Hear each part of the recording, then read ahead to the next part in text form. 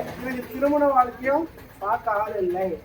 அதனால நான் மனசுல ஒண்ணு நினைச்சிருக்கிறேன், அதை அமைச்சு தர முடியுமா கிடையாது அப்படின்னு நினைக்கிறேன். கருப்பு உத்தரவிட்டு இப்போ வந்து பொருளாதாரமே இல்லை.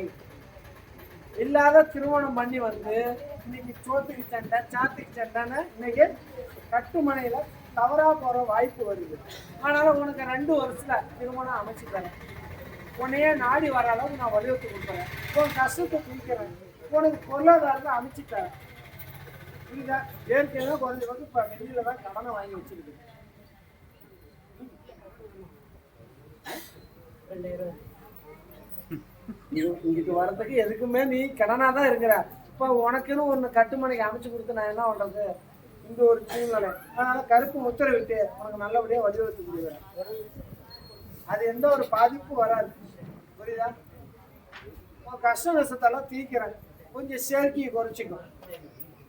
ஸ்டேஷனை ஏறிட்டு வந்துருக்குமே எந்த ஒரு சூழ்நிலையில் இருக்குது. அதனால கருப்புசாமி உத்தரவிட்டு எந்த ஒரு குழந்தையா இருந்தாலும் கருப்பை நான் திருப்பி பண்ணுவேன்.